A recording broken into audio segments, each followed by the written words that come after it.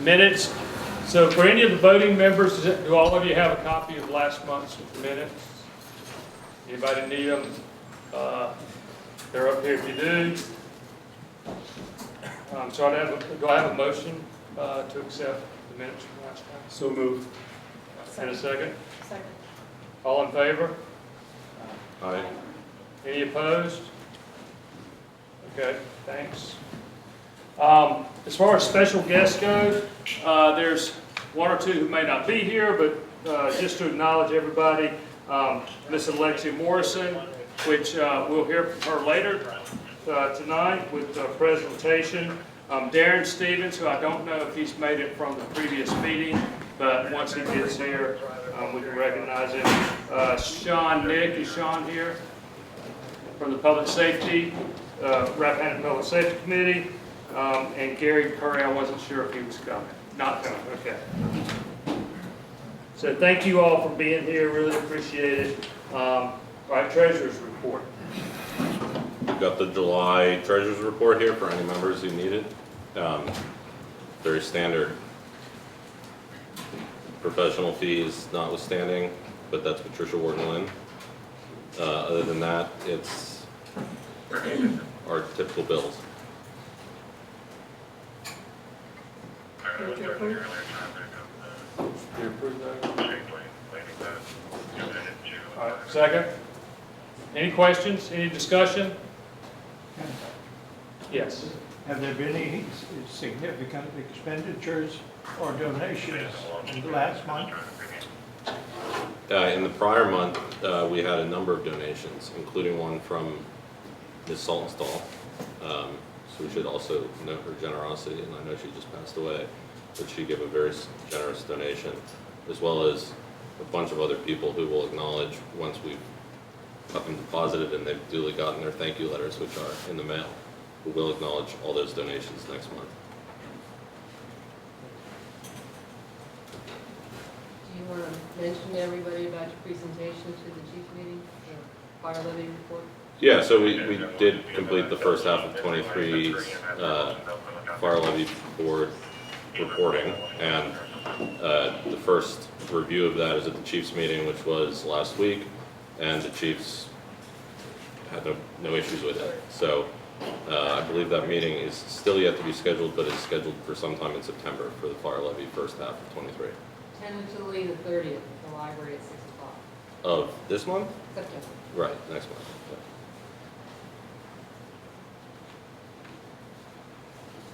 Thank you for that information. Any other discussion? I have a question. Okay. How did the tanker payment get made twice? United Bank, we called them to make the payment, and they made the payment once out of the normal checking account and once out of what we call the tanker savings account.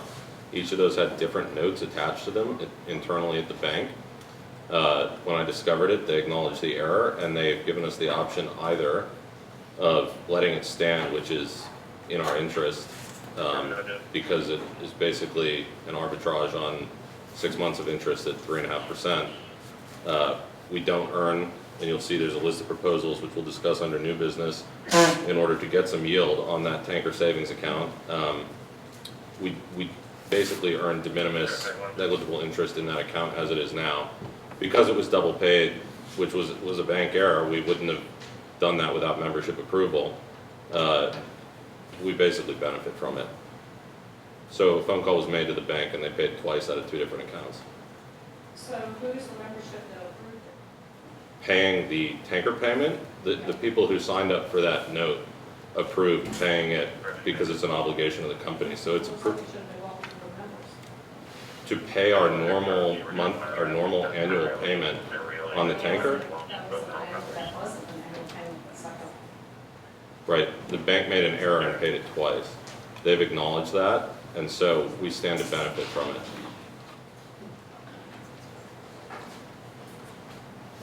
It's an ongoing payment. It doesn't have to be approved every month, does it? I know that, I paid the payment, but I was just wondering how I got paid twice. They blew it. It's not funny. Well, it works out to our benefit. I think that's a good thing. Just ask the question. Please, ask anything you want. I did.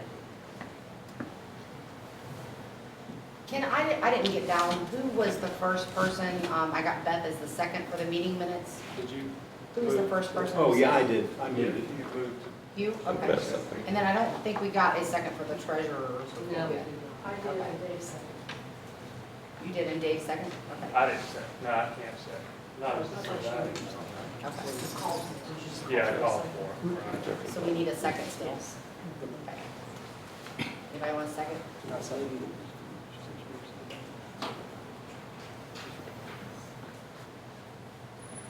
Okay, any further discussions or questions about the treasurer's report? I got one, Okay, you got, two things for fuel, you got outright fuel, you got one from the credit card company, and one from soda, so going back to charging the soda again instead of paying for the credit card, we'll give you. I think that's actually, you're looking to 724. That's not apparatus fuel, it is Settles First Rate. It was batteries for the ambulance. No. It says fuel, so that's what I'm gonna want. Right, I'll work with Patricia on that. But the reason it's direct to Settles is because it was paid, we needed all new batteries for the ambulance.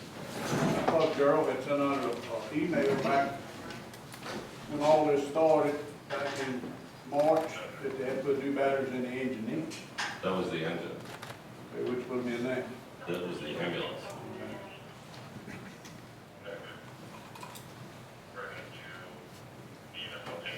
any other questions or comments on the Do treasurer? we want to make one more comment? Yes, Well, these reports, it would be easy to just put EMS on there. It, you know, that stops a lot of questions being asked, because again, if we don't know, we don't know. So it's just as simple as putting, you know, this is fuel, but you got fuel both places. Instead of putting fuel, maybe putting, you know, supplies, repair, you know. Well, I think Patricia made an assumption because it was Settles. And what it is I can't, without working with Patricia, if her name is signed to this report, so I can't edit it. So if you want, we can, you know, relabel it and put it on. I mean, it would make it easier, it would make it more Clear. understanding to everybody. Certainly, I mean, that is Everything misleading. written down what it was. yeah. Good comment. Anything else? Okay, so we have a motion and a second. Yes. Okay, so all in favor of accepting the treasurer's report? Aye. Aye. Opposed? Good, thanks. All right, membership report. Okay, we have two members that we'd like to move forward for a vote. The first is Neil Simon, and the second is Patricia Fortin-Lynn. All right. So for Neil, I think Neil is here tonight. Thank you, Neil. And Patricia is not here. She is the one, though, who does our, she's our bookkeeper, and her application is to come on board as a chaplain. So, What about Neil? Did that training, something that while we're pushing him instead of the rest of the people? say again? Oh. Pushing Neil's application. So I can let Neil introduce himself, but, so I won't speak for him, but he comes to us just as a contributing member, relatively new to the area, I think. Oh, I've been in and around Rappahannock County for a long time. I've Oh, okay. had a home here for 7, 8 years, and it's been my full-time residence for the last 3 years. And he's got like a legal background. Yeah, I'm a recovering attorney. Love to work with this company to strengthen it on the administrative end. I can help with facilities and small business, small equipment. Good deal. Yeah, he has a pretty, And I have gotten some EMT training. okay. Nice. So, votes on personnel are done by private, secret ballot. So, for members, do all voting members have the ballot? Can I ask Dave a question? Yes. Are you interested in going on with your EMT training? Are you certified EMT or just have done some? Not yet, I'm gonna work toward that. And I'm still working for another couple of years. At the point that I retire, I fully expect to get as much training as I can and help out everywhere I can. Thank you. Yeah, thanks for that. I asked this question every moment, where do you live in relationship to the department? Is it a mile, 2 miles, 10 miles? Yeah, I'm just off Crest Hill on North Coves Road. I can get down here in as little as 12 minutes, but probably 13 or 14 is safer.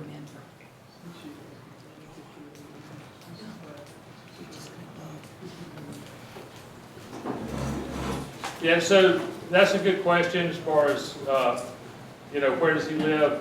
Initially, Neil's coming on as a contributing member to help us on the administrative side, like you said. When he retires, if he's able to then go into EMT, we do not, obviously, we won't discourage that. Appreciate it. Feel like the usher at church. We'll ask the choir to sing one more verse while he walks around You with get Brad. ready. We're going to count it out for everybody. Want to get everybody's here.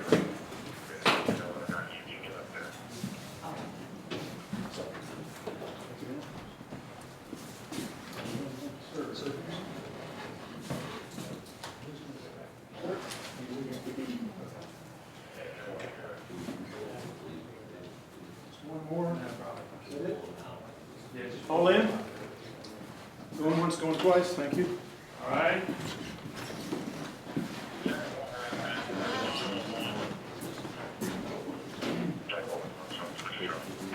Oh, okay. Yeah, we can do that. So, we have Tricia. What? Yeah, let. Okay, sure. You guys can. And I think if anybody wants to come look over our shoulders, Yeah, anybody want to reserve, any voting members who want to reserve. they want to come stand behind us and watch? Okay.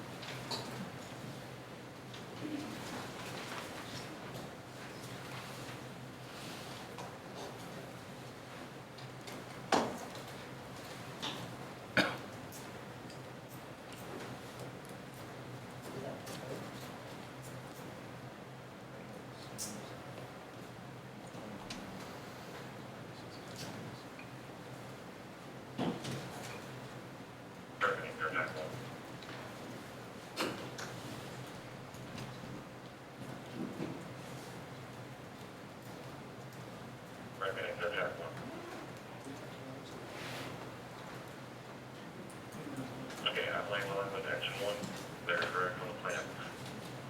Bentley is coordinating with EMS that is up at the actual site. For EMS, they're gonna lay the helicopters up where the patients are. He's used to attempt to make it up there, if not, just let me know. One of the sheriff's officers is gonna hang ground contact.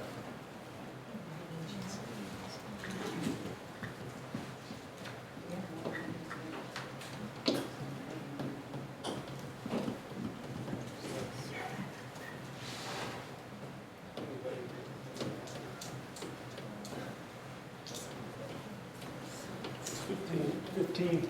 15.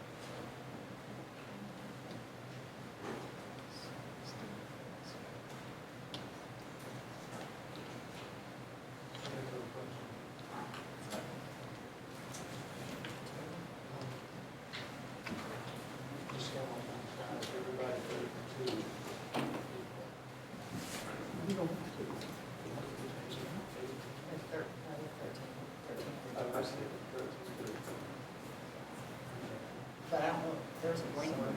There's one that wasn't filled out. but Okay. Some of those things. So,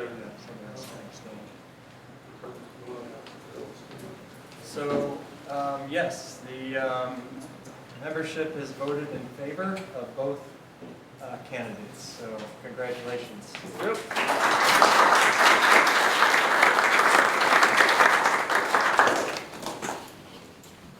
Congratulations, welcome.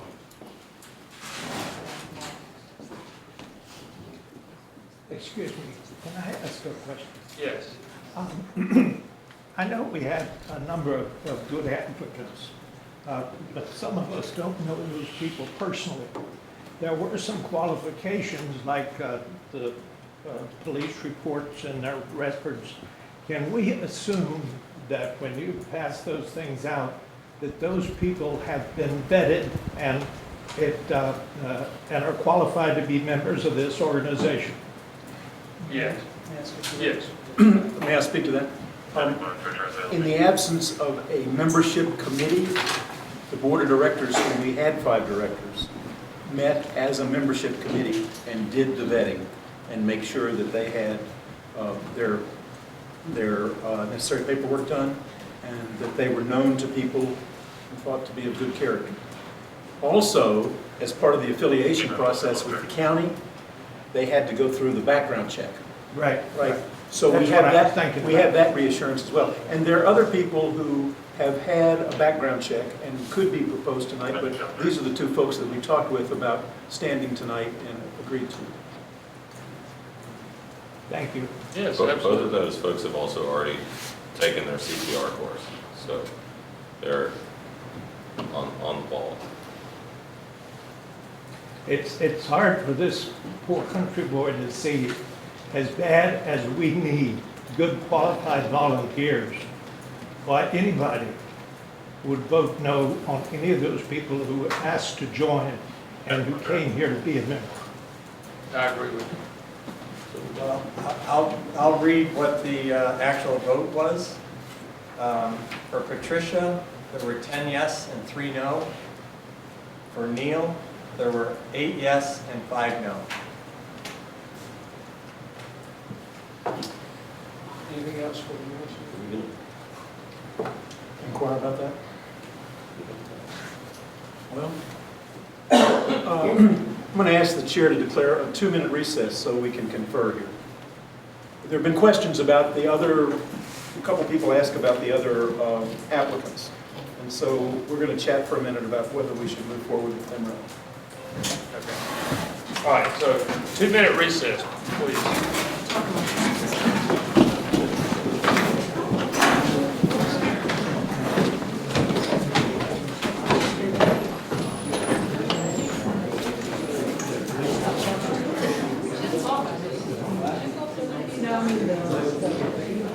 She talks to me. So I was like, she's decided not to talk anymore.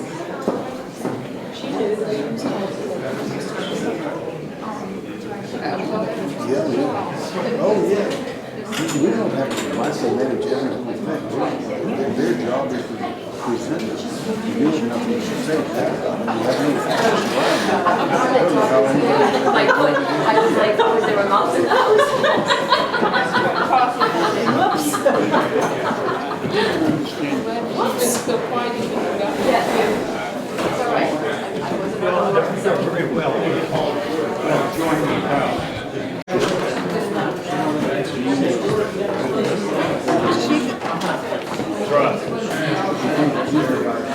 Oh, okay, maybe it sits a pew or 2 in front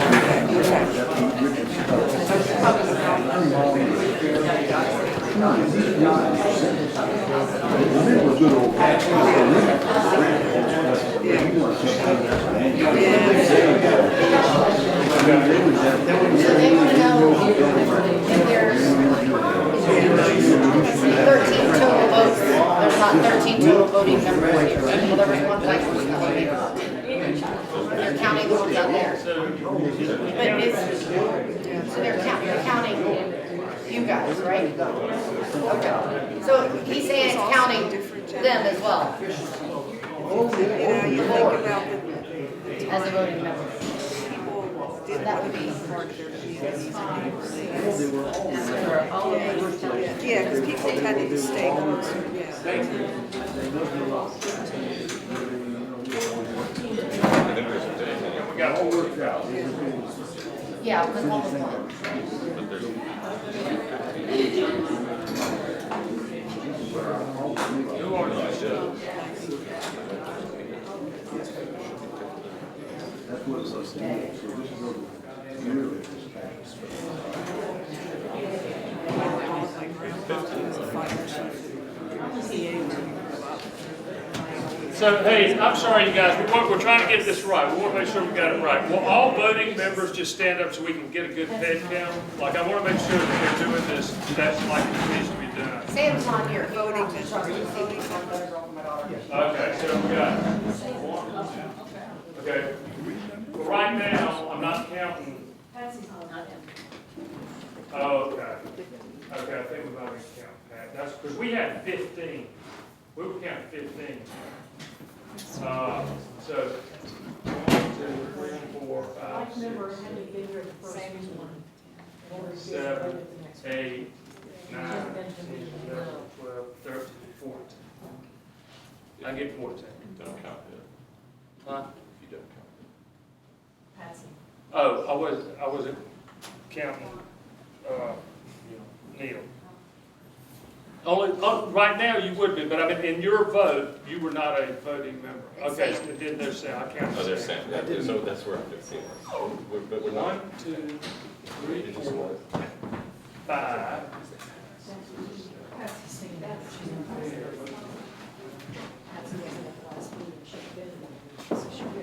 She has to miss 2 in a row. 3.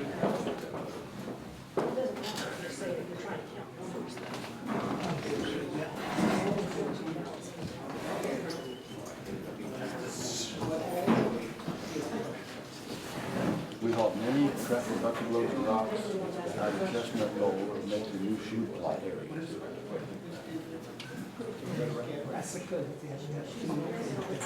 Yeah. I mean, did Patsy vote? Patsy, did you vote? Did you get the vote? Yes. You got the vote? Nothing Okay. Are you, we were counting you as a voting member, is that correct? Yes. Okay, Okay. all right. There was some question about number of meetings attended and that. Yeah. But if you're in, you're in. Yes. So I still have 14. And you had 14 back. I did one, there was a blank ballot. There was a blank one. Somebody abstained and didn't vote at all, Okay. in either yea or nay. Okay. Okay. So,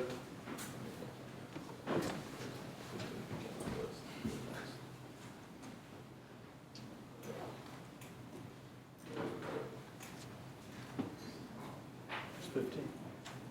is Randy here? No, but we're not counting. You didn't count. Okay.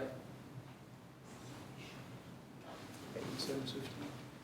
That's not invalidate that. Because even if we were off by 1, that would not change the result on that. So I propose that we stick with the result there. Go with that. Are there any, as for objections? Yeah, I have a question. I believe your name is Hugh Hill. Yes, sir. You, Tim Bills, and that gentleman, the bylaw, the bylaw still state if you're 3 consecutive meetings. Yeah, every voting- Richard hasn't been here for 3 meetings, I know. And you Sorry. guys appointed, so. It's just 2. 2 consecutive meetings.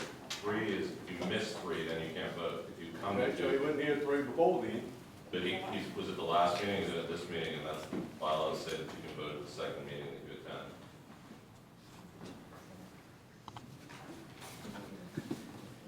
Matt, who are you questioning? You? Well, I mean, all of them. I mean, the last meeting was canceled, so did they really show up to the meeting? They were at the meeting in July. 3.1C. 3.1C, if you're looking at it. Okay. Thank you. Says in the bylaws here, any member failing to attend 3 consecutive business meetings without a valid excuse shall forfeit their right to vote. So it's 3 meetings, not 2. But then you Got it. submit a second one back. Keep reading. But it's the next sentence. Their Agreed. voting rights shall be restored on the second consecutive meeting attended thereafter, which is your situation.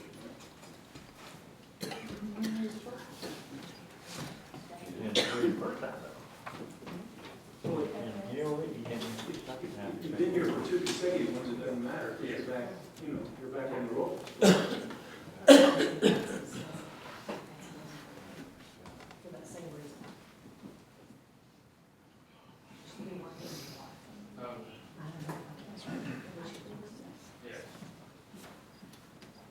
Just do a revote then. Why we re-voted? What, It's question who can vote and who can't vote, so. well, we're going by the bylaws. As difficult as they are to go by, we're trying to follow them as best we can. There was a meeting in January, right? One meeting in January. The next meeting came in July, after we were allowed to hold a meeting as a result of the lawsuit ending. And then we canceled because of tornado warnings at the beginning of this month. Reschedule. And this is the reschedule for that. So I would interpret that as being, if you were here in July and you're here now, That's two that's your consecutive. 2 consecutive meetings. Does anybody object to that interpretation? But then you've only missed one. The meeting wasn't canceled in July. The meeting was canceled in August. It was rescheduled. And this is the rescheduled August meeting. The bylaws don't really speak to a rescheduling of a meeting. They don't say you can or you can't. I'm sorry, ma'am? What, would you say that again, please? I'm sorry? I'm sorry, would you say that again, please? I don't have to repeat myself. You didn't Well, I hear me. didn't hear you, so if you want me to hear you, I said, you're gonna run it the way you wanna run it anyway. well, We're just trying to follow the bylaws. trying to follow the bylaws. So cite us a clause of the bylaws that says that we're not doing it right. Well, how many's been here for the 2 meetings?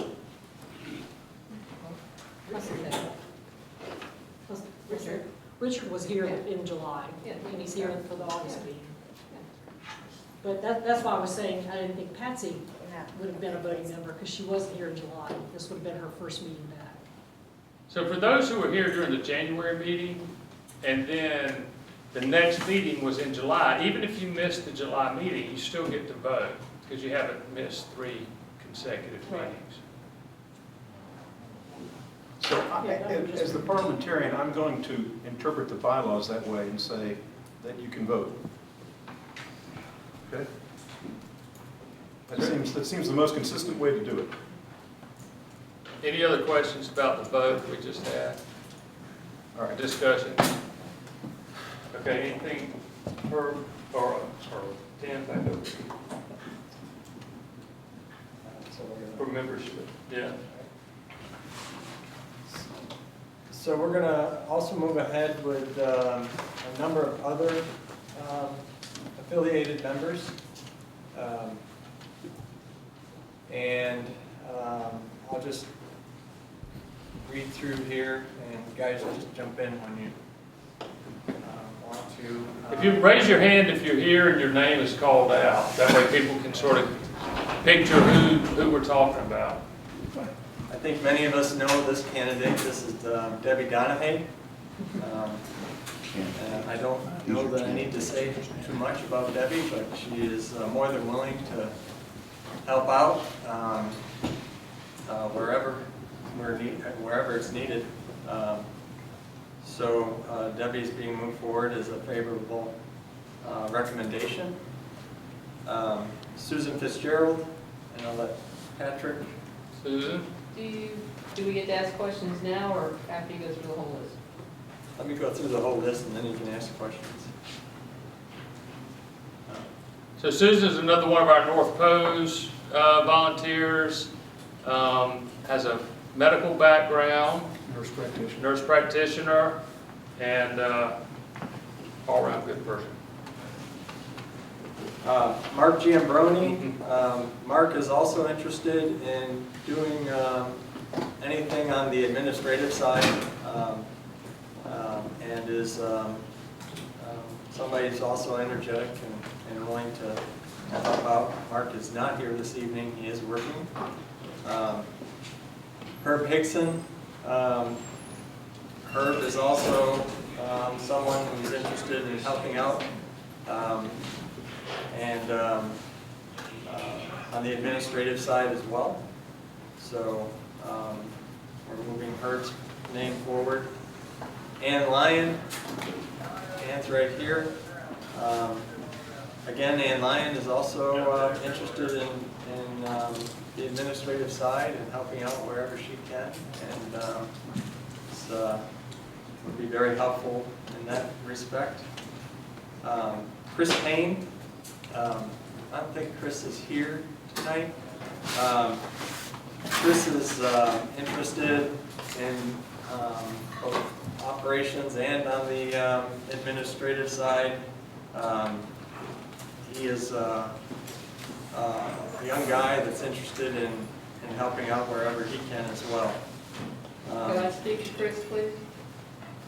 Can you wait till I'm done with the Oh, okay, list? well, sure. Dwayne Prather. Dwayne is interested in helping out wherever he can as well. Dwayne does have some certifications, so he's being moved forward as a favorable. Catherine Rosemont also has certifications and is interested in moving forward and helping out. Charles Smoot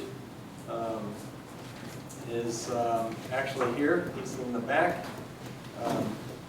Charles lives very close by and is interested in helping out administratively and operations if it comes down to that. And also Jeff Trandle. Jeff Trandle has some good fundraising background and is interested in working on the administrative side. So, Sherry, you have some questions? No, comment. Okay.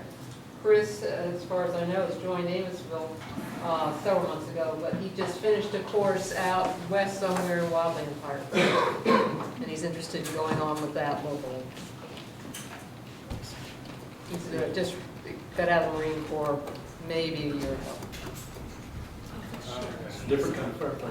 He lives out there. Just the sheriff's. Okay. Yeah, he's one of the rare younger, I mean, I feel like the young one here, but he's really young. Yes. Yeah, I just want to say I'm also interested in helping out operationally.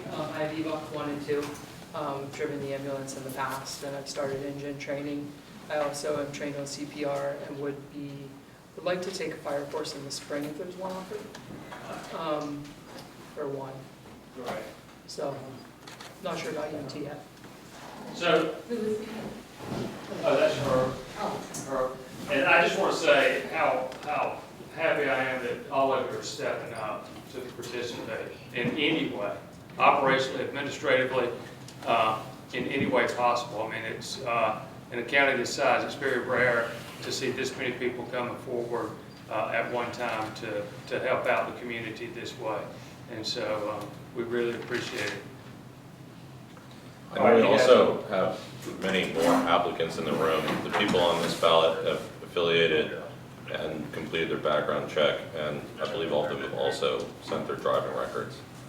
That's for all the ones that you Yes. just named? Yes. So we have more applicants coming, but that process, those 3 elements are still in the work for the rest of the folks who applied. Okay. So, yes, for all eligible voting members, raise your hand, make sure you get a ballot. Thank you.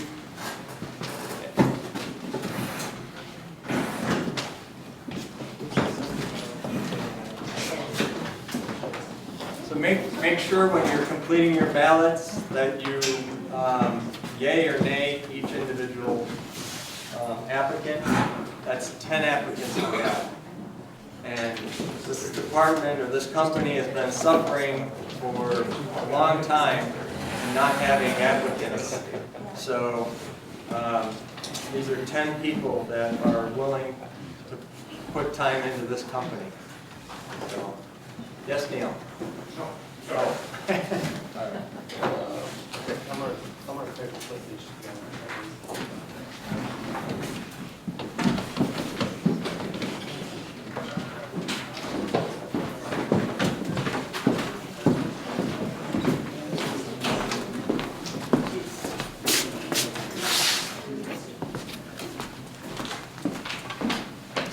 Can I ask questions before we vote? See why I not? don't think Neil's voted over. Let's, Yeah, you got voted. let's get our presiding officer to recognize you, and then we, so see you today. So Sherry wanted to ask a question. Okay. Just a point of information, can I vote on this? Yes. Yes, yes. As soon as you're elected as a contributing member, you can vote.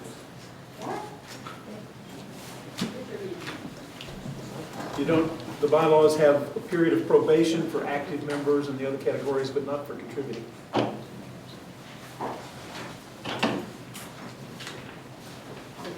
Debbie, do you have EVOC 1, 2, and 3, or just one? I just have to, and two, but don't be able, can't do that. Okay. And you did CPR, correct? I'm sorry. CPR, correct? Yes, ma'am. Now, to go to training, you have to be affiliated with a fire department. So y'all using from the fire department ID number to go to training now? Yeah, that's all right, I didn't hear you I say. say to be able to go to training, you have to use a fire department ID number. So, people that's already taking this training, whose ID number do they use? We didn't know when they took the training, I guess. You right? Well, so when you affiliate with Rappahannock, through that affiliation process, The Rappahannock don't have an ID number, I think. That's what I was told by. Yes, they do. They gave me a number. They give you a number? Yes, sir. The association meeting the other night, they said they didn't have a number. Well, they've got one, and they've got a designation for what company they are too. You know, like when you scroll down through the list and you say who you're affiliated with, they were an option on that. Charles? I don't know why they said that. So some of these people on this list, is my understanding, they've already been out on calls. Not on calls. They've been training. Okay. So Debbie, yeah, Debbie's. She's on the he's ambulance. released. So how do you run calls if you're not a member? She's affiliated with the county. Yeah, you're affiliated with the county and you're detailed to company for it. That's how it works. Okay. Charles, what certifications do you currently have? CPR and basic pumper. Thank you. Are you interested in going on firefighter-wise, or? I'm thinking about it, yes. Were you in the truck when the accident happened? Sorry, I thought I straightened that out, I apologize. I think that's important to know. If they were training, If he was in that truck when it got wrecked. We're gonna address why is that. that? I mean, Well, no, that's what we're voting on. We're gonna talk about it. There are all kinds of rumors going around about how much damage there was. Doesn't matter, it should have been reported. Anybody else? One more discussion, please. You want to vote, Indulgent machine. Number balance. yes.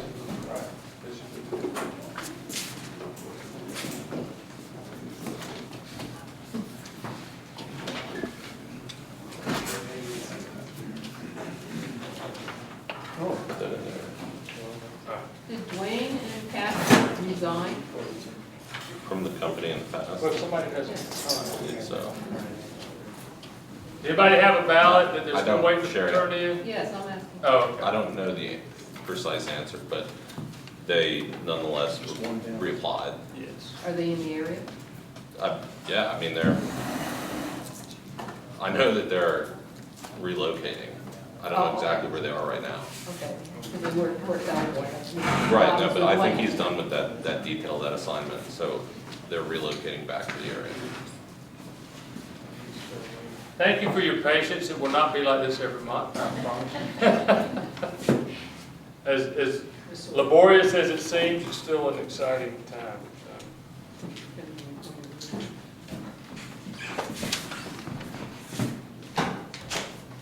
Thank you very much. I think we have the full complement of folks now.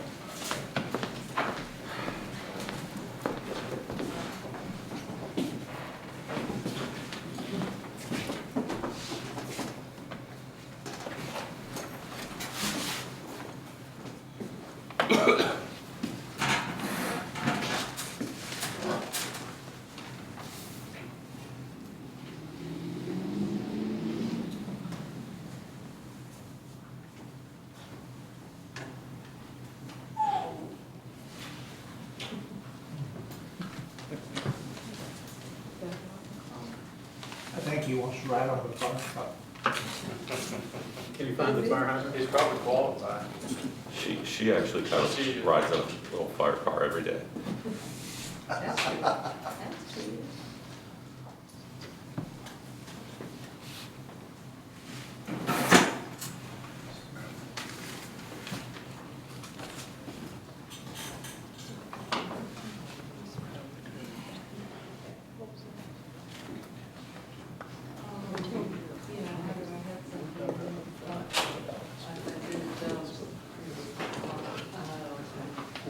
Extra air, yeah, yeah. Okay. Close my membership.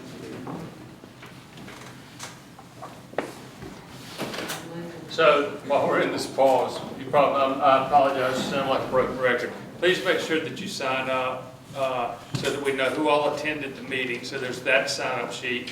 Then there's the other sign-up sheets that have like various committees or interests that you may have in serving here. So Debbie's holding them up right now. So please, for those new members or even existing members, if you're interested in working on a particular committee, grounds, installations, banquets, whatever the case may be, please make sure you put your name there as well.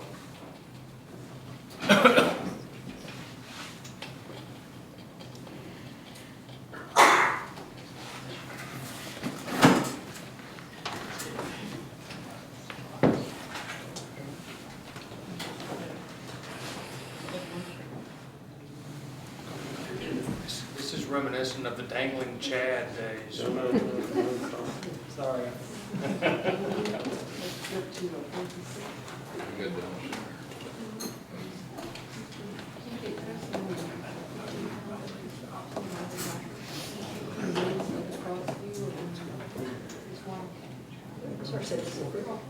Sure.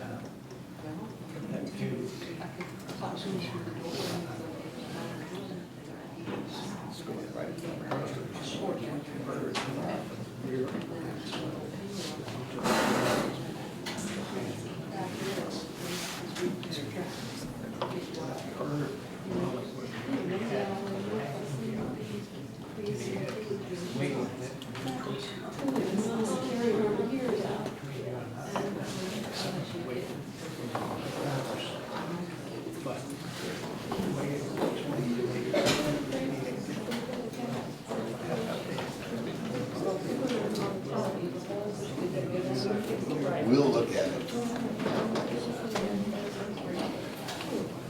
So, you know, I had, oh, she came in like, Yeah.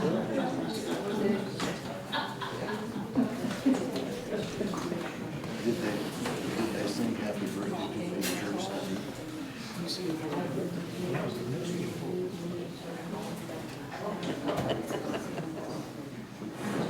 We were out late, we went to Stevie Foster's, to the gospel bar.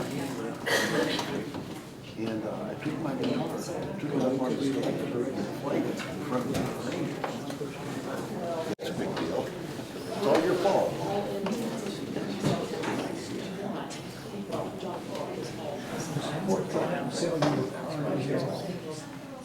No, he just always pulls in. spray. He actually came down a couple of times and mowed my field for me and plowed my driveway. He just popped in when he saw me out there shoveling because I rode in my tractor. So he just pops in and says, well, I think he's lovely. He was, He usually tells me how nice it is. He tells me every time I see him. he repeats himself. His cancer had come back. He'd been sick for a little bit, and he went up on his roof. He had some guy repairing his roof. He went up to see what they were doing and fell off the roof. He ended up in a coma for a while. Yeah, that was a big deal. When he had done that. Yeah, so it's good to see him around. I didn't know. I hadn't seen him for so long. I thought maybe the cancer, he passed with his cancer, and then he pulled the driveway to, and he's up and kicking. He's got 9 lives. Yeah, he was joking about teaching people how to repair. Yeah.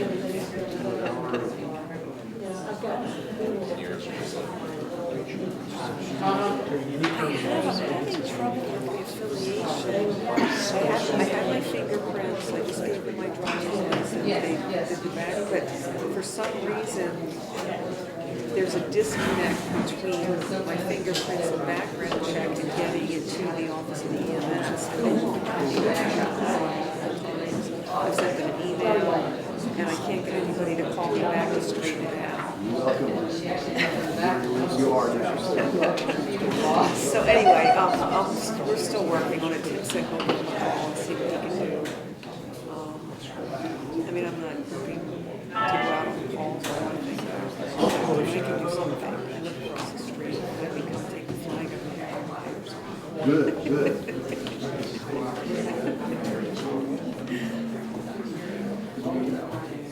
I guess Dave thought I could hand out some T-shirts or something like that, you know, to people using equipment. This one.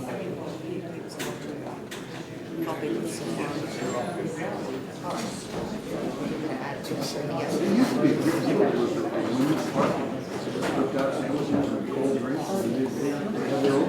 Yeah, Well, I'll tell you, the women's park doesn't get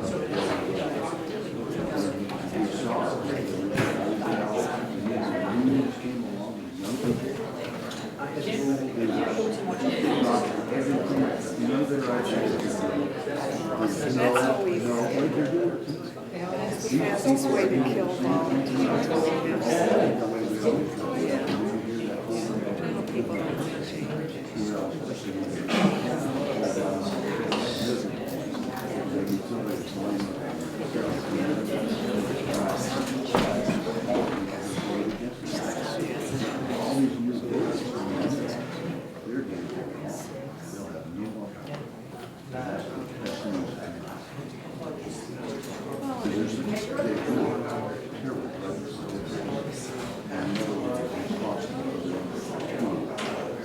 Okay. So I want to be the first to congratulate everybody. You all are new members of the company board.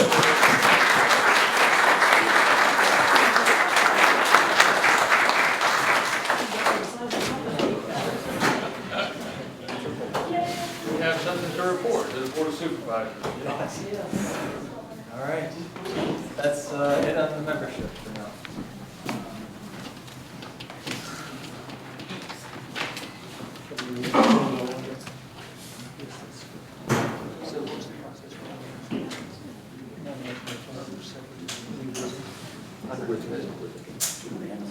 Okay, all right. Okay, so anything further on leadership? No. Okay.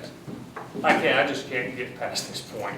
Like, this is great. I appreciate all of you, and we're really excited to have all the new members on board. So, big day. I will say one more thing for those that are still working through the process. Hang in there. I know it's tedious, and we'll continue to work with you on it. So, thank you. Keep the faith. So, next up is the Chiefs and Rappahannock County Fire and Rescue Association reports. Under new business, I was going to address the chief's resignation, but it seems appropriate that perhaps we should do that now because of the chief's report coming up. So what I'm going to do first of all is I'm going to read to you the statement that Hugh read to the Board of Supervisors explaining the chief's resignation, and then I'll add a couple of personal comments. The Flint Hill Volunteer Fire Company announces the resignation of Chief David Gerald. Mr. Gerald resigned for his own reasons, which we are confident are good and sufficient. We want to commend and express our gratitude to Mr. Gerald for his incredibly extensive efforts to rehabilitate Company 4. The remaining county-appointed directors of Company 4 are reassessing our revitalization plan and are working closely with the county to ensure that we can maintain forward momentum in this effort. To that end, we are in the process of onboarding an enthusiastic and large cadre of volunteers who have stepped forward to become members and fill the many critical roles essential to continuing the legacy of Flint Hill Volunteer Fire Company's service to the Rappahannock community. Thank you for your ongoing support as we navigate the path to returning Company 4 to full strength. And I'll just add to that, I personally want to thank publicly David Gerald for all that he did. He, in many ways, was the face of this company to many of you who are coming on board or re-affiliating. And so we appreciate very much all the time that he put in. It was a daunting task that he took on as the chief in tough circumstances, and he did a lot to move this company forward. So we owe him a debt of gratitude and really appreciate all that he did. We won't get into the details because we don't know him.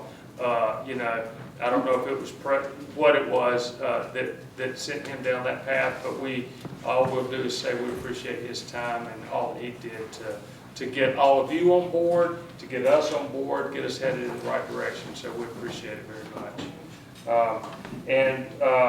With that, Sherry, you were at the association meeting, so I'll let you update some of the notes from that.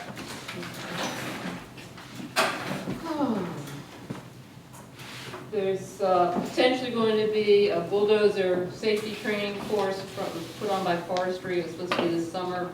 I don't know how far they consider into the fall being summer.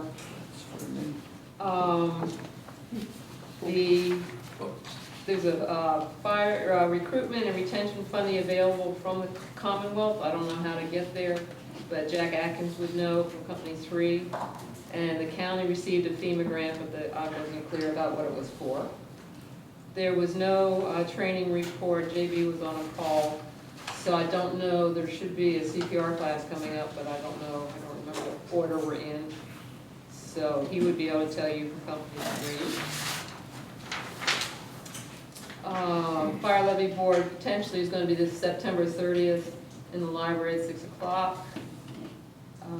The training tower at Company 3 has been insured, so that's, and it repairs, so it's ready for usage. Other stuff about radios and rescue. EVOC is scheduled for 9/26/28. Those are, I think, the Tuesday and Thursday night, and it will be at Company 3. 9:30 is a Saturday, and that will be the behind the wheel training.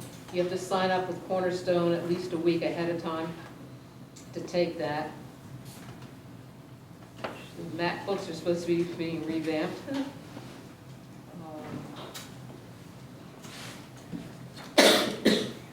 Okay, Company 4 can return the association's rotation of monthly meetings, but there was nobody at this last association meeting to confirm or deny that, and so Company 4 will be skipped, and the meeting will be at Company 5, Castleton, the third Friday of September.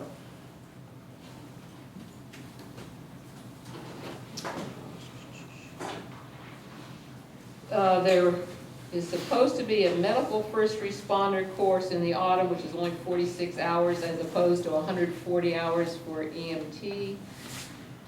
There may be an EMT being held at Florida Fairfax. Again, details are not forthcoming. And that's 140 hours plus hospital time and running calls. under supervision. So can I just want to make a comment on that one, Sherry. Sure. That's called EMTR? Is that what they call it?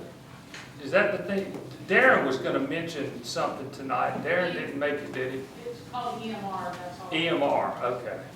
Okay. That's not the same thing as an EMT. No, it's only 46,000, I It's like a don't know. reduced, Well, it's for first responders as opposed to EMT okay. certification. And I don't know what you can do with it as Right. far as running calls, as far as the state's concerned. Yes, we were going to have Darren speak to it, hopefully in a little more detail. If he can't, since he's not here, we'll get that at our next meeting to make sure that we push that out. So Dave Gerald had mentioned that they were gonna try to do an EMT class here. Is that still something that people are planning on doing? We just need to have the minimum number of people, so as soon as we get, I think it's 6 people, then we can go ahead with that.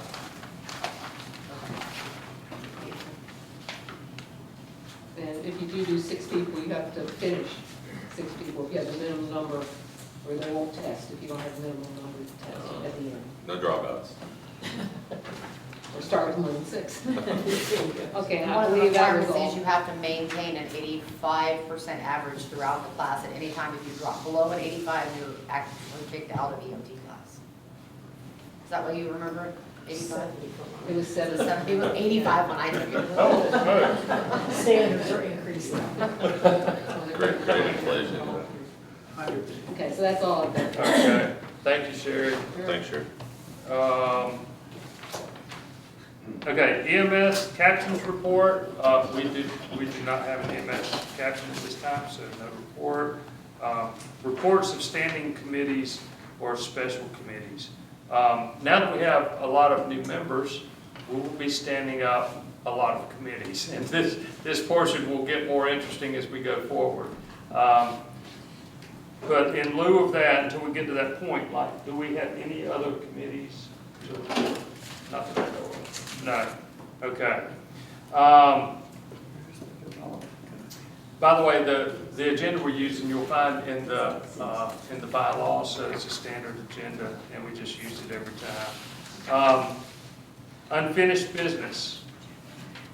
So I'll open the floor to see. Well, the only thing, there was really no new business at the last meeting. Right. We commended Chief Carroll as our new business. Yes, okay. Okay, new business. Chief's resignation I've already addressed. So the damage to 1404. Is that Patrick? Yeah, there was a minor incident while conducting a training exercise with the engine. I believe the next day, Scotty's came and fixed the minor damage to the roller door.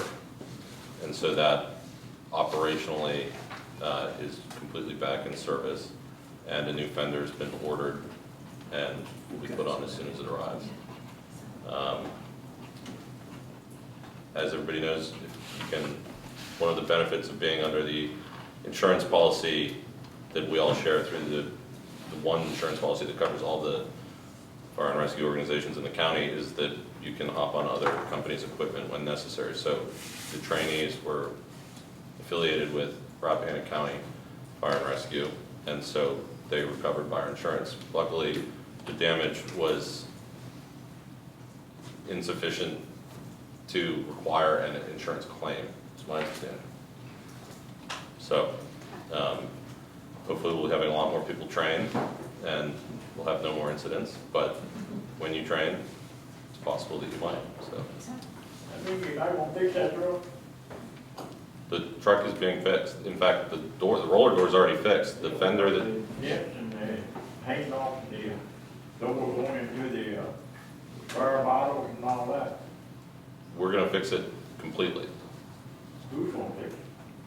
Well, the fender's on order, and then Scotty, You got the fender, you got the plate on the door, plate on the fire bottle, we put the fire bottle in there.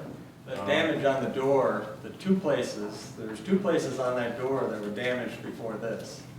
So that door has been damaged well before this incident. But we are planning on getting that door fixed. So that's in the works. It was never reported that their doors were damaged. That door, Bruce, you know as well as I do, that door had damage on it, and it was peeling paint for a long time. So, Is it a but full? the bottom line is, It was never damaged. yeah, the engine was never taken out of service. So, we are going to fix anything that's on there. So as soon as we get a person that can paint it, we're going to take care of the door. So what is the total cost of the repair? The fender is $617. That's not what I asked. I said, what's the total cost? I don't know what the total cost If is. it's more than $1,500, it's a reportable accident. I understand that, and the sheriff was notified, so this is where you need to get your facts straight. Sheriff was notified, she's aware of everything. Of course she is. But I do know state police was not notified. Whoever who was driving that truck hit a piece of property that belongs to the state. That guardrail was damaged. So that means we have to pay for that guardrail. I don't. The hell we don't. I worked for VDOT for 30 years and I know that guardrail has to I'm be not paid. gonna. So is that order, I just want to call order, let's not use that language in the meeting. Well, that's fine, but you need to listen to what I'm telling you. I'm listening. I worked for I 30 heard you years say it. with VDOT, and if you tear up a piece of state property, it has to be reported and it has to be paid for. Mr. Chairman, may I speak to that? Yes, you may. The entrance to my home is very near that guardrail and that bridge. And it's that notorious bridge with the sharp turn that you see on, may I finish, please, ma'am? Thank you. On Hiddle's Mill. I was there when the VDOT people were inspecting it. All of the structural damage to the guardrail is rusted and old. And the only thing new we added to it was some scraping of the paint. And the guy, and I'm almost done, and then you can have the floor. The VDOT inspector said, well, as long as no ticket was issued, I don't have to do anything about it. We're going to fix this guardrail because of this older damage, and the other, you don't have to worry about. Do you have the name of that VDOT inspector? I do not, ma'am. I'm sure it's obtainable. Okay, I'd like to have that if you don't mind. Well, if I had it, I'd give it to you. Because I don't believe for 1 minute that there was a VDOT inspector out there. Were you calling me a liar, ma'am? Oh, no, whoa. We're gonna, yeah, I'm gonna call the meeting to order right now. And we're not gonna get into that in this meeting, okay? We're not gonna start calling people out. We're all here for the same goal, and that's to serve the community. And I don't think anybody's trying to be underhanded or misleading in any of the information that we're putting out. So I just want you to know, and I appreciate the fact that you have background in this area, but I trust. About that. Okay, that's fine, I appreciate it, thank you. Okay, Does that mean you're not gonna turn in on the insurance? we're not making the insurance claim. Isn't it Florida? Now it is, of course, and damage is more than we think it is, I don't think that precludes us. So, but we did consult with, we did report it to the county, to the sheriff. And VDOT was out there to inspect the road. So why would it not be turned into insurance? Because it's less than deductible as far as we know. We haven't received Scotty's bill. Is it not being turned in insurance because the person that was driving it didn't have the right to be in that vehicle? They did. And it was not. That is not it the was not case. a That is trained certainly person, not the case. A qualified person with them doing the training? We're not gonna speculate, there could be 1,000 hypotheticals, that is not the reason we're not turning in an insurance claim. It's because we're looking at the dollar values and it doesn't reach the level where we think we need to do that at this time. So you're gonna spend company money to fix something that normally would have been fixed under insurance? You're gonna have to pay deductible either way.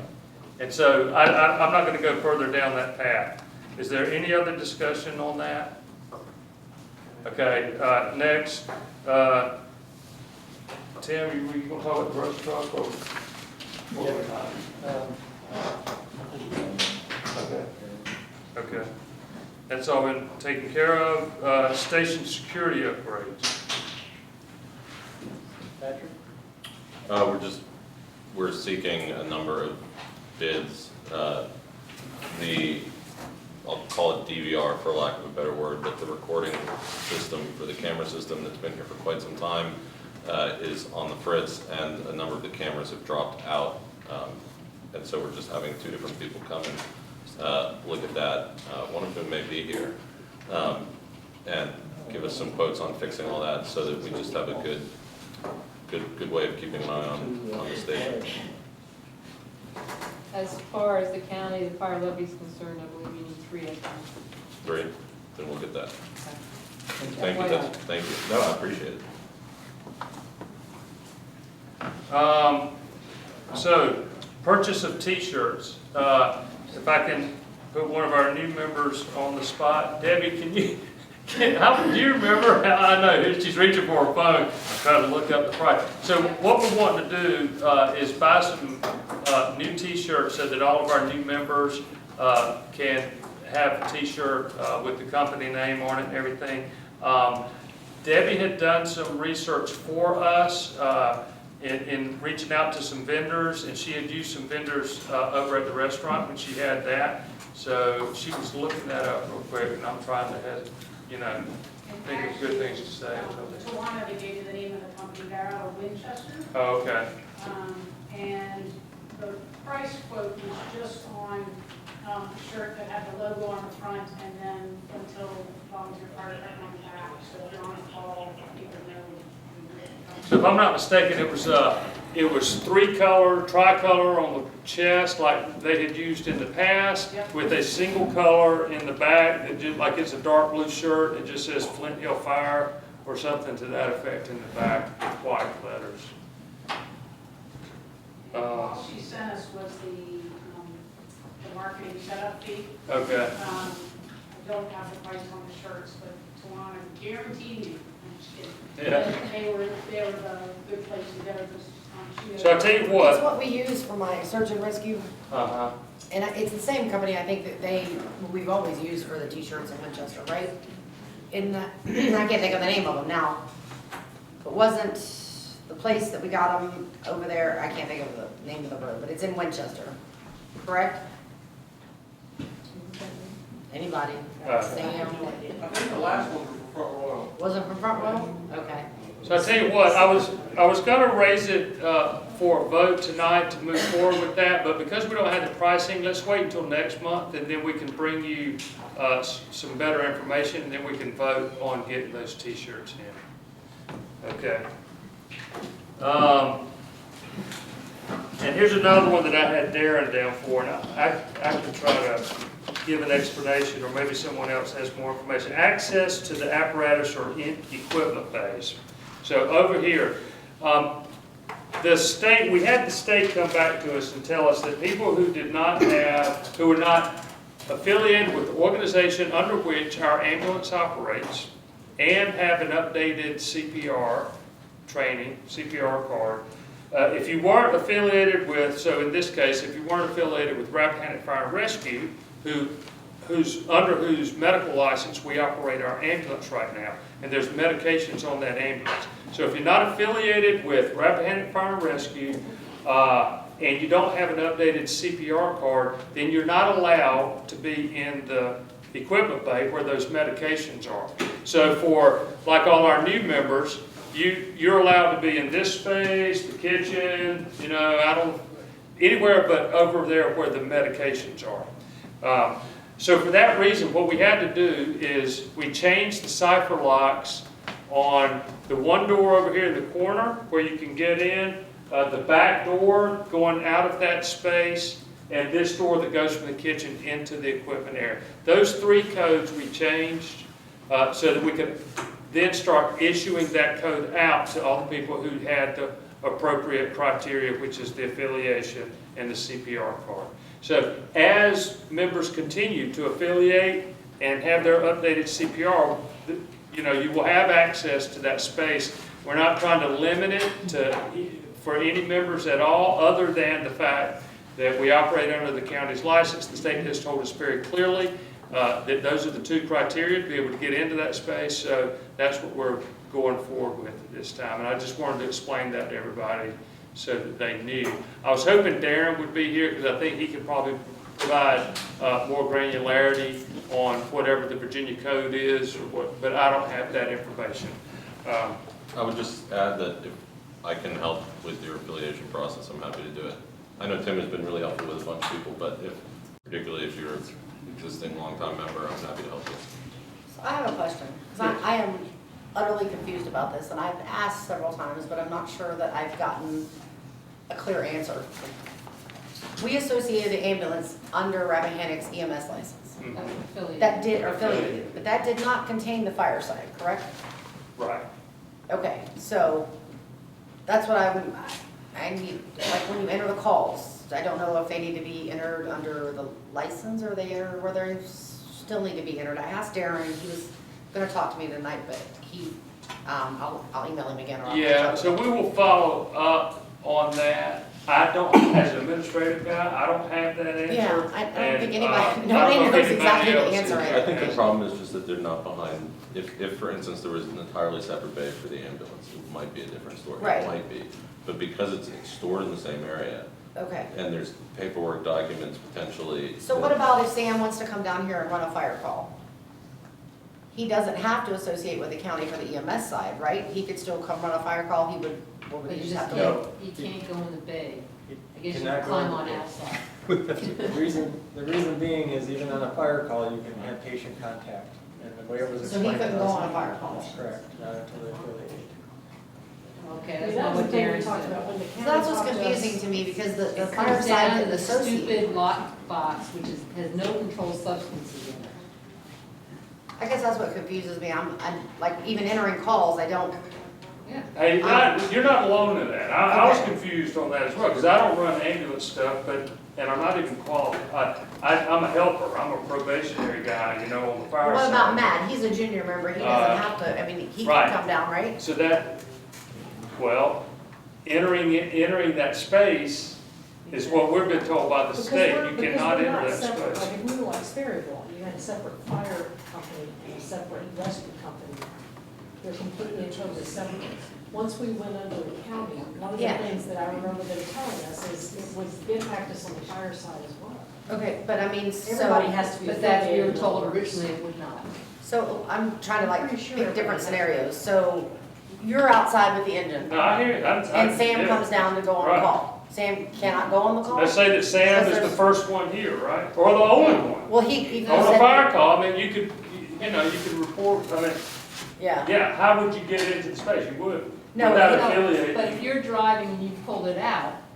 Could Sam jump on it? I don't see why not, because now you're not in that space where what the state has told us. I think the answer is, we need to ask. We need to. The answer is, we need to ask, and I don't know if there's anybody else here who wants So to the answer. day the engine was accidentally damaged, the ambulance was sitting outside with nobody here, the doors were shut, so who stopped anybody that was in this room, anybody in the community, anybody out of state that walked by to go to the ambulance?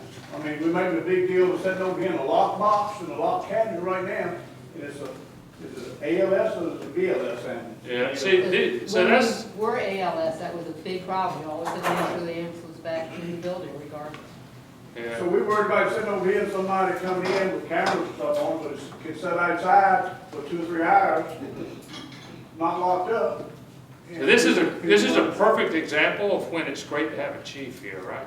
So, because I'm administrative and I'm listening to you and I'm recording and we got somebody typing it and I'm gonna try to get those answers for you. I don't have them myself and I'm not gonna try to make up something to just explain it away, okay? So it's a legitimate question and we need to know, so I appreciate it. You think maybe we could follow up like before the next meeting with an email or something like? Yeah, if we get the answer, I'll follow Sam up wants to with run an a call, email. or Mike or Sharon, huh? Yeah. Certified fire. Yeah, or anybody that wants to run a call, I'm just saying, instead of waiting the next meeting. Well, as soon as we get the answer, we should put an email out to the membership. Yeah. I Whether don't you're, know who to whether you're ask. operational or not, we're raising it in front of all of you, so everybody needs an answer. And I need it think for we the know. call For the side. call, right. And I asked Darren, and we were gonna talk about it tonight, because I'm not sure, I think it's gonna be split for the calls. I don't think we're gonna enter EMS calls under the county's agency ID. Fire So- seconds. But I might might be wrong, I don't, Yeah, nobody those, seems to have the answer, so Right, I and- guess maybe Darren will. well, either Darren or we call the guy from the state. Usually I try to use Darren as my link to the state. Okay, we're gonna find out on that one, yeah? All right. Sorry. No, that's fine. I'm not rushing you. I'm just trying to keep it going where we can. Okay, financial proposals, and this gets back to the tanker. So I'm gonna let Patrick take that. There's 4 of them. There's 4 proposals that I just had for any members. Some people maybe weren't a member when they walked in, but I'll go through them. The first is just to decide and vote as a company to let the extra payment of the tanker stand. As I've explained a little earlier, we were holding that money in an account that yielded 0.65%, and it was accruing on our note for the tanker at 3.6%. So having paid it over that 6 months, I did a rough calculation, we saved basically $500 in interest on that tanker note. So it seems to me a no-brainer to let it stand, and we can just vote on these, what do you want, one by one? Yes. Okay. I heard somebody say yes. Do you want to? I move to let the payment stay in order to save the money on Yep. on the interest rate. Second, I guess I should have moved. Yeah. Okay, and a second. So Beth moved. Patrick second. Is there any discussion on that? No. Hearing none. All in favor? Aye. All opposed? Hearing none. Okay, that passed. So proposals 2 and 3 are very similar in that we're just trying to get yield on the money that's currently just earning the 0.65% in that savings account. Originally, when we were having the meeting earlier this month, it was going to be 7 months and 1 day till the next payment was due. It's now slightly less than that, so instead of a 7-month CD, we do a 9-month no penalty and take it out at 4.25%. So we're actually making above and beyond what the interest rate on the tanker note is. And I'll just explain the third, I should say. It's a similar proposal. The next annual payment, i.e. 2025's payment, let's also put that in the CD. The one that most closely matches the maturity with that payment's due date and earn yield on that. I'll just explain the fourth too. There'll then be roughly $100,000 that is in that tanker savings account. The loan for the tanker re-rates in 2025. We took it out in 2020 at just the absolute trough of historic low of interest rates. So it's going to go up substantially for 2020 for the next 5 years of the note. So I think as we approach that date, depending on where interest rates are or not, there are also some considerations about how money comes from the county for apparatus that we need to take into account. It's usually to your benefit to have an apparatus that you are paying on, but we can essentially kick that ball until closer to 2025, and I would just propose to put it in, the highest yielding CD. I would just do the 9-month no penalty just in case, just to keep any optionality on that money since it's such a large amount. So I'm going to move on proposal 2, unless you want to do questions first, but on proposal 2, which is basically to put an amount equal to 2024's payment into a CD. Second? Second, we have a motion and a second. Any discussion? Yes. Beth, were you in Okay. motion? Would you speak to the security of the CDs? You're going to get them from Joe's Bail Barn? Oh, it's United Bank, which is our existing, we're just moving the money from one within the same institution. United Bank has several locations in Front Royal. We've worked for several years with a very nice man there named Jeff McDonald, who takes very good care of us. And so these rates are competitive, and it's an easy, safe move of the money. So, Is money already in the tanker, quote, tanker fund? Yes, yeah, Okay. yeah, exactly. So 2 chunks that mature roughly around the time of the 2024 payment and the 2025 payment get moved in to maturity aligned CDs, and then the rest will just throw in a 9-month, no penalty, and we can reevaluate in 9 months what we do with that. Interest rates may have gone up in the interim, for all we know. All right. Any other questions or discussion on the second motion? This is for the 2024 payment. Okay, hearing none. All in favor? Aye. All opposed? Okay, that motion passes. Your third motion? I'll move for proposal 3, which is to a CD that aligns with the 2025 payment. Second. Motion, second. Any discussion? Okay, all in favor? Aye.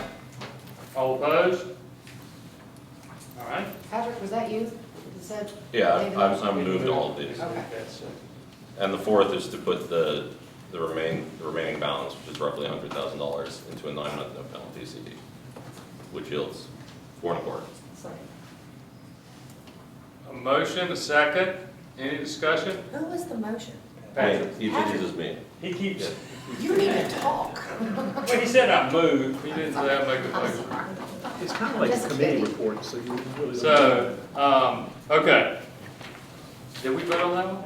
All in favor? Aye. Okay, opposed? All right, great. That works. Thank you for that, Patrick. Appreciate you doing all the homework in order to figure that out. Upcoming training opportunities. So we heard about some from Sherry's report at, with the association. Tim, do you have additional? Yes. Chester Gap has invited us to come up tomorrow evening. So we'll be meeting here at the station at 6 o'clock and heading up there shortly thereafter. That's for tanker training. We're going to actually take both the engine and the tanker up and work with Chester Gap on doing some portable pond work and setup and pumping and all that kind of stuff. So that's happening here at 6 o'clock, and we'll head up from here. Also on Friday, Chester Gap has also invited us up to take our ambulance up. There's going to be an orientation done on the ambulance. They're going to basically, one of the medics up there who's awesome, I can't remember her name, Anna? Yeah. But she is going to go over the ambulance and talk about the cot, the stair chair, demonstrate those things. So anybody, everybody's welcome to go on to that as well. So that's Friday. Also at 6 o'clock, we're meeting here. So. Okay, so listen, just one thing I want to plug. If you're someone who's thinking you're going to be an administrative type support to us, and you're on the fence as to whether or not to go operational, go to one of these training sessions. You don't have to participate. You can sit back and observe, and it'll open your eyes a lot to what is expected and what you might be doing in various situations. So I encourage you to take advantage of these training opportunities. Again, even if you're not participating actively, if you're just there to observe and see what it is really that they're doing when they go to these training sessions and what do they do when they go out on calls, I would encourage you to do that. Welcome, Darren. Welcome. Good to see you. You don't want to Sorry, I was That is perfectly fine. County has a love-hate relationship with ATVs. Yeah, okay. Well, we appreciate you being here. Yes, he was on the special. You were one of our special guests, so we introduced you earlier. All right. So, flag presentation. So, back up. Yes. What about in-house company 4? oh, in-house company 4, in-house training. So I just combined in-house and or combined training versus the EMR training. Mr. Chair, may I speak to that? Yes. We're working towards having a regular monthly training of some sort on a set date, and then we'll announce like whatever it's going to be then. And Darren has encouraged us to do that, and we're going to work on that.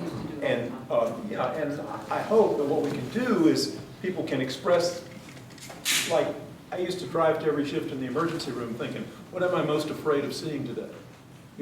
So what are you most worried about seeing that you want some training on? And we'll try to come up with that. Well, I've also offered putting in the back of your head dealing with horses because we have hunt people around here. And we have some horse expertise, Andy. That's true. Yep. Okay, so before we get to the last item, Alexis, just 1 second.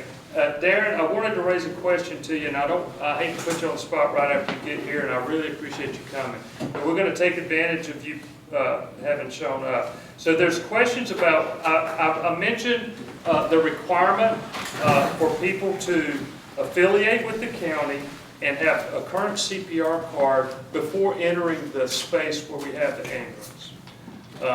And because we operate under your medical license and with the medications or whatever on the ambulance. That's what we were told. And so we changed the locks to the equipment space. Okay.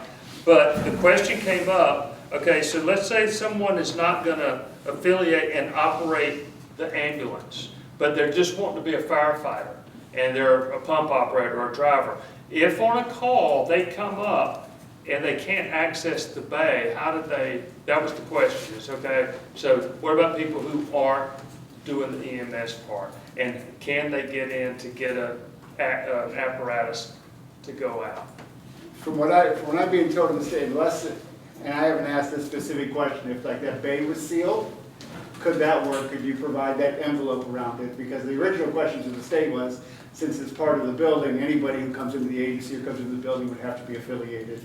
And that reaches even into people that would have access, like if you had a cleaning contractor and things like that, they would have to go through those steps. Anyone who may be in a position where they're left alone here. But that would be an interesting point, if you could sequester that ambulance where that became a sealed bay or something, then could that resolve that, or is that a possibility? I can ask that question. So my question was, like, say Sam or Mike or any of them that have fire certifications, if they want to go on a fire call, say the fire truck was pulled outside, could they jump on the fire truck and run a call? I don't know the answer to that. I would need to ask the state specifically. Because we're dealing with two different, where the challenges are affiliation as opposed to membership, where you're responsible for the membership portion, I'm responsible for the affiliation portion. The original word from the Office of EMS is that anyone who becomes, because this agency, this department is affiliated with our EMS license, then anyone that becomes part of this agency has to go through that process. That's what the state has told us all along, that everybody had to be. And we do, so I will say this. Subcontractors too? Cleaning people? I've not heard anything about cleaners. I mean, you bring If up- they're escorted, let's say, if they're escorted while they're doing that. So typically an escort, if they're not in the building alone, it would meet that needs. The question goes back to the original response from the state that if they, because the agency is affiliated, do they have to be part of your, agency, do they have to go through that process? If you want to send it to me specifically, and I will copy to Doug Layton and see if I can answer. When I spoke to him today, he was reluctant to go into detail on some of those questions, and he asked, send them, because we had a couple of reporting questions, not this organization, but some other ones. And the question was, send them to me because I don't want to be the sole person answering this. I will put my 2 cents in, I will submit to my supervisor, and we'll get a final call. Yeah, and I sent you and Doug an email about the EMS and fire and about where they were entered in the ESO. And I just want to, I'm good. Nobody seems to know the answer. So I don't know. I'm going to find the person that knows the answer. Yeah, so the one good thing about reporting is NFIRS or VFIRS reports, like the fire reports, once it leaves the county level, or once it leaves the company level, everybody looks at those statistics from the state up, from the county perspective anyway. It doesn't drive down to a station level. In our county's reporting system, everybody's EMS agency has their own separate rosters, but the NFIRS roster is universal. It's like the same one big roster you can pull from. They're not as independent as the EMS. So that would mean it wouldn't matter in ESO which one I use for fire calls, is that? I'm thinking no, because they're being recorded and you would have access to the data. As an agency, you want to be able to say, this is what we've done. Well, we can tell you every time that engine 4 responded, every time that engine... I actually track that. I've always tracked that. I track it on a spreadsheet. Anytime that any apparatus goes out, who ran the call, how many calls were run, how many were no responses. And you can pull it out of VSM now too, you can pull like your member activity report. So some of this How is, can you do that? okay, wait, I'm gonna move to table. Some of this is more detail than we need to get into right Sorry, now. No, that's fine. I get it. I will work on that, but if you, Yeah. if you want, and I can get an email frame, we'll send it off Yes, and get a thank final. you. That would be call. great. That'd be great. And when I mentioned escorting, I'll get right to you, Bruce. When I mentioned escorting, it was not escorting members, it was escorting the cleaning services really was my reference on that. Okay, Bruce. I know control something's on that ambulance, such as a vehicle with that ambulance, what control something's on it? I don't believe there are any actual controlled substances on the ambulance at this time. Why is it a requirement on there then that we can't go over there and use that? I think the state made a blanket statement. They say that is one of the problems because nearly all ambulances have controlled substances on them. And that's probably the issue. And it may not be controlled substance in the terms of a Schedule 1 through 5 drug, but things like IV catheters and needles and even those things are, but no, it's a BLS ambulance, it wouldn't have that either. Dave Gerald even got the Narcan off of it. Yeah. Well, it ain't nothing. Well, I mean, he was being that careful. Yeah. Yeah, I think y'all way over the limit. They said at the meeting, we could go over the engine part and we could run a call, but not feel late with them. We'll see what answer he gets. Yeah, we'll pose the question and get it from the state. I mean, these are good questions that maybe No, I have not agree, even. these are good Yeah. answers. I don't have the answer, but I'll help find it. Right. I've never been so happy to be late for a party in my life. I'm sure he But we'll help you walk it through this. All The right. truck don't work, don't say Rappahannock on them, that ambulance might, but that truck don't say Rappahannock on them. No, our agency has nothing to do with your membership status of any members here. It's only about the affiliation when you Yeah, cross right. over. So, in other words, if there's a fire call, does that mean Sammy or Mike or whoever's got fire training cannot walk in that building to take that truck out? You're willing to let it sit there and somebody's house burn down? But yet they can run it when half of them on that truck went out and a couple of them didn't know how to work the pump? That's an agency leadership question. I can't help you there. I will get to the bottom of the question regarding, can we sequester that ambulance? I can do that for you. I mean, at this point, the way we get everybody out the door is for them to affiliate and make sure they have an updated CPR. And ultimately, the goal is for the ambulance to come back here and become under Flint Hill again, because Flint Hill is not an EMS agency. As much as I hate to say this, you will then become an EMS agency and possibly trigger this whole thing again. Yeah, we'll cross that one when we get there. I'm sure he had her hand up. Yes. Another question for you to investigate then. Why do we need a drug box at all? Because from talking to people in 1400, they're not going to put an advanced life support on our person, on our ambulance to transport basic life support. So we really don't need a basic life support drug box. Well, an ambulance has to have the basic complement. It either has to be a BLS package or an ALS package, and you have to have the packages in their entirety. So to be a BLS ambulance within our system, you have to have everything that a BLS ambulance in the system is supposed to have on it. But no ALS drugs, no advanced airway, things like that. You are No correct. controlled substances. Right. So, before giving a very deserving thank you to Darren, are there any more questions?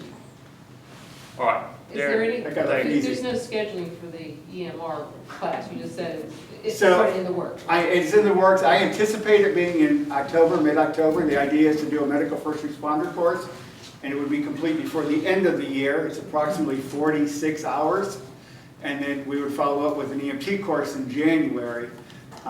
Anyone who takes the medical first responder course, those 46 hours are accredited.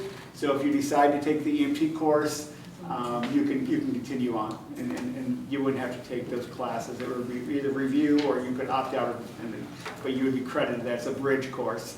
EMR is a licensed, it's the lowest level certification through the Department of Health. It is not EMT is the lowest level or minimum staffing level for an ambulance. But it is, years ago, a lot of fire department personnel became medical first responders without taking EMT. They are on the state formulary or the state scope of practice.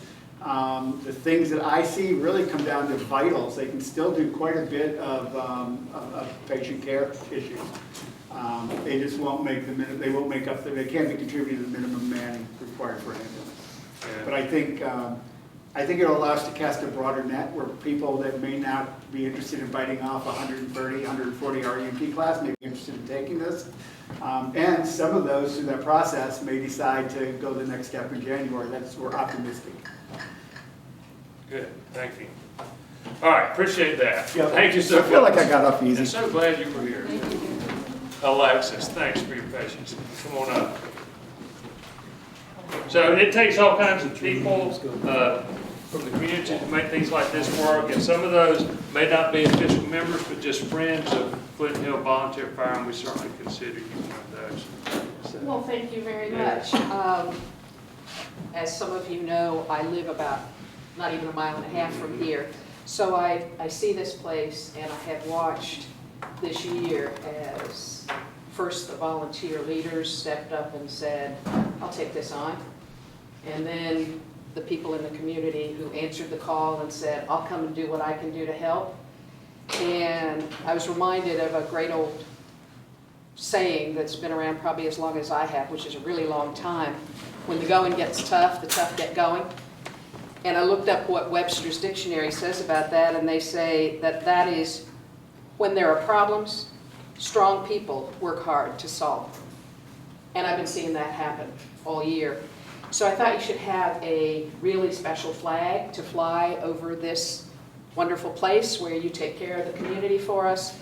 And I got a 3 by 5 foot flag that has been flown over the United States Capitol.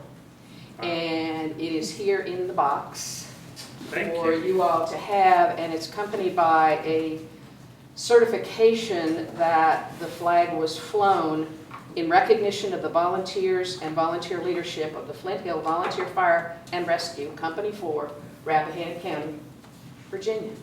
wow, well, thank you so much. No, thank you. The whole point is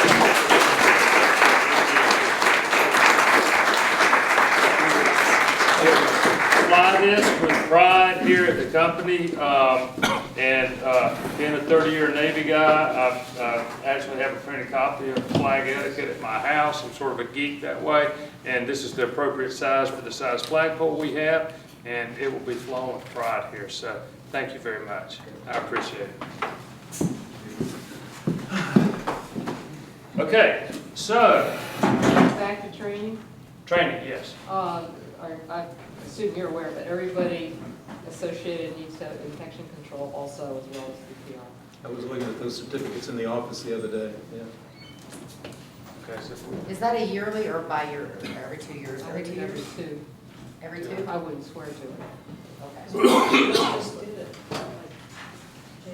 it Yeah, I don't again. think that ours are in danger. I think we have another year. I think we did do it in January. Right. Do you know what the rule is on vaccination? Oh, no. As far as I know, there is. thank you for raising that, Mr. Chair. Appreciate it. Any announcements? Wait a minute, I got new business. Oh, I'm sorry. Please? I'm sorry. My bad. Okay. Number one, there's a young man named Trevor Lee who lives next door, next to the Eileen plant. Last year about this time, he borrowed 6 or 8 tables and a bunch of chairs in exchange for a donation. He would like to do it again September 2nd. I think he picks them up, brings them back, everything in good shape. He's very, very dependable. Okay. Is it L-E-I-G-H? No, it's just LED. Okay. Was that something you would coordinate? Did you do that in the past without a contract, just informally? All right, may I have his contact number? Thank you. 540-229-4176.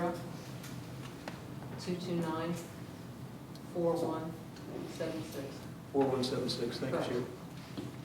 I kind of wind up being the that stuff for us. Okay. We need to want to vote on it? I don't think so, I mean, would anyone like a vote on it? Now, we've always in the past, I mean, when I was in charge of I mean, Bubby said I will borrow tables. I don't think we've ever had a problem with anybody borrowing anything and not, bringing it back. And like when we have a contract, like we used to with the voting, with the elections, and we did with the Child Care Learning Center again this summer, does that require a vote? No, it never did. Well, let's keep it that way unless somebody raises the issue. We did vote to have child. Well, the Child Care Learning Center, but I mean, as far as renting the firehouse, they would contact me. It Right. used to be Sam, and then it was me directly. And as long as it wasn't booked, and I have a calendar out on the website, And I would review the contract, so. yeah. So, I mean, all they did was sign that. In this case, it's 6 tables. We never I voted don't on think it. we need to vote on 6 tables. Because- It's a different when you talk, CCLC wants to be here for 9 months or Yeah. 4 months or something. Because otherwise, if somebody wanted to rent the firehouse, we would have to wait until every board meeting to say yes or no. Okay, So- thanks for that. Next. Darren was here with a guy from the insurance company a couple months ago. He found a crack in the building. And there was talk about the building being condemned. Does anybody know anything? Has anybody done anything? Darren was here. I think Darren Stevens, yeah, the insurance guy. Were you here, Darren? Oh, was it you? Inspector? I didn't crack the building. Can I get this? Was this guy with you? I was with the VFIS, visited 4 stations. There are insured, they take care of all the county buildings, or all the association buildings as well. And they did 4 audits, or risk audits, company 1, company 3, company 4, and company 7. We visited each site, and they had everybody had a few task lists to take care of. But one of the things that was concerning about this were these cracks that are in this brick, these supporting beams. There's cracks that actually go through the bricks, and they wanted somebody to have a civil engineer to take a look at it and tell us it was actually structural. It doesn't appear to be a veneer, that this is probably load bearing. We have had discussions about that, and I think we were discussing who we might, different engineers that we might go to Yeah. come look at that. So that's in process with the committees. Yeah. And I responded back to the insurer, they just wanted to know the status of everything, and that's Okay. we're all in Okay. progress. But the reports have been passed down to the leadership of every organization, we're working Well, on that. we appreciate that, and so to that end, Darren, I thought you had left already. I think we're gonna have a highly qualified facility. And, Do we have a timeline that they gave us to get that engineer, do you know? No, I think I told them that I would update them, we had 3 months to respond, so I told them it was in the works, I told them I'd update them again in 3 months. Those type of things take a little time to select a vendor. Okay, thanks. Okay, one more thing, what's the status on Sean and Todd? Todd Brown, Sean Nick? You want to speak to that? What is the status of them? Yeah, I think they're is both Sean upright. been appointed chief, is Todd going to join? That's a question probably for the board of supervisors. I don't know who's gonna get appointed here that's not on this board to do. Okay, so nobody has yet, it didn't come up with the board of supervisors, that's one reason I'm asking. I wasn't. I knew Sean was yeah. down here, and I didn't know how that happened. I was just curious. The board of supervisors will have to make that appointment. We can't do that on our own. And we did have a chance to talk with them Okay. individually. We look forward to that. The board of supervisors meeting. So that will happen at the September meeting. I don't know. That's not our agenda. The board of supervisors. Okay, that's all I've got, thank you, sorry. Thank That's you. No, okay. don't Thank be you. sorry. Any other items for new business? Okay. I'm gonna say it's kind of something to do with business. First off, it's nice that everybody wants to join, need people, and first one did that. We need people that can put out fires, we need people that can run the EMS line. Contributing numbers is fine, but that don't get the ambulance out or the fire truck over here. So, I'm gonna ask you guys, the people we voted in tonight, what category are they in as far as being members of this department? That's why we put out the sign-up sheets. And again, if you want to be operational, we can go down that path. We have the committees. I mean, we need to know what your interest, where your interests lie, what you're comfortable signing up for. And obviously, even with all these new people, there's going to be gaps. And then to your point, Sam, you know, The thing of it is, I got a point here, is when they're voted in, they need to be voted in as active, they need to be voted in as. They were all contributing. they were all contributing tonight. Okay, so contributing members by bylaw says that they cannot ride or operate any apparatus over here. Which is why we're pushing to get them trained. We were trying to, may I speak to this, Mr. Chairman? Well, then we do that, then they have to go into a time that they're probationary members. Well, if their status, At this point, if there's, yeah, go ahead. I'm sorry. No, it's a fair point, Sam. The bylaws say that if they come in as contributing members, they don't have a probationary period. We wanted to bring them in while they were still warm and interested, because this whole process has taken so damn long because of the lawsuit. We didn't want people to get cold feet. So we're bringing them in as contributing members, and then we're going to try to start getting them trained up. So the emphasis was recruitment, then it's training, and then we acknowledge and we realize, and I think I heard you say something about this the other day, just because they've got the basic training doesn't mean they're going to be ready. So But also the bylaw says in section 3.8, it says voting on applications. And it says, have the certificate at the end of it yet. Whatever status they have to have to obtain that certificate, we can start the training. So if they have to move to probationary status to actualize or complete the training process, we can do that. But I don't think we have to wait for them to become probationary members to start the training. there should be probationary members when they join, instead of just going to contributing members. If I remember correctly, David, I think Patrick, Juan, most of us sat in this room one time, we come in, we was probationary members, sorry, because we want to be active. So that means we want to do this side of the building, we want to do that side of the building. So in saying that, you have a set of guidelines that you have to go by, and before obtaining full membership, an active probationary member should be certified as an EMT and qualified at level 1.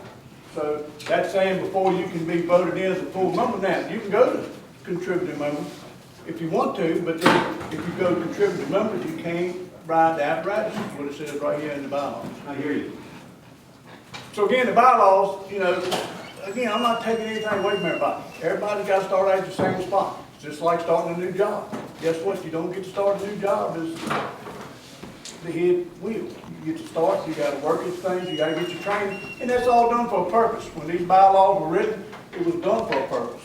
So people could get trained and people could understand, hey, this is what this is about. Because what you got here, hopefully all understand, but I've been in this service long enough to know now that they're going to stay for a little while, but in time to come, you're going to be just like it was before. You're going to have 4, 5, 6, maybe 8 people at the most that's still coming down here.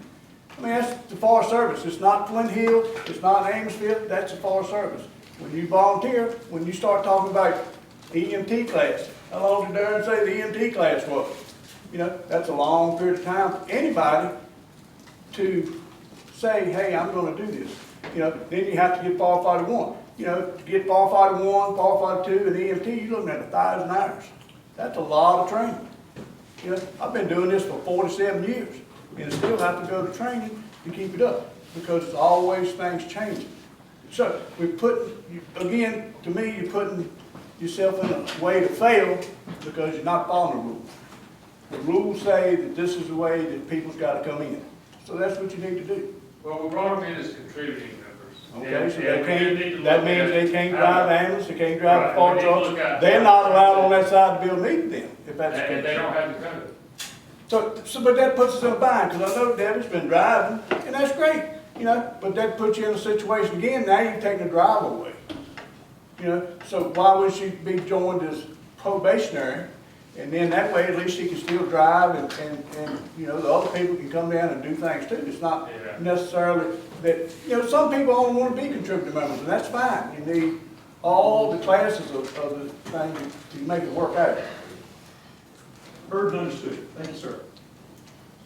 Okay, any other announcements or comments before we adjourn? All right, once again, I just want to say personally, I appreciate everybody for being here. I appreciate the patience as we worked through the votes and got that process done, I think, fairly and efficiently as we could. Thank you to all the new members.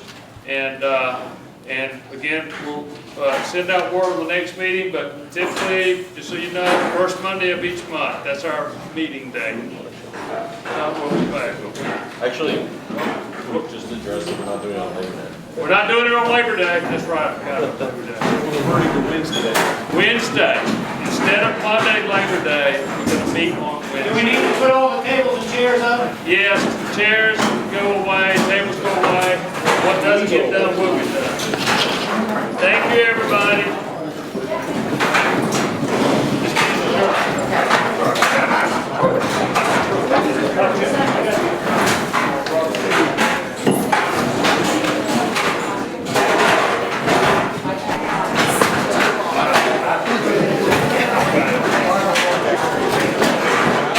It's just my body. If I sit too long, I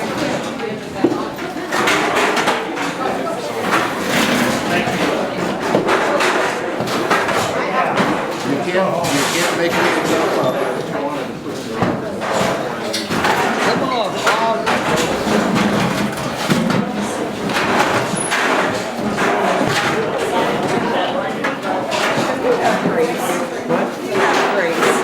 No, I don't. I let the sociopath push my buttons. Very much. I talked with those two guys for 20 minutes. Didn't think I needed to get their names.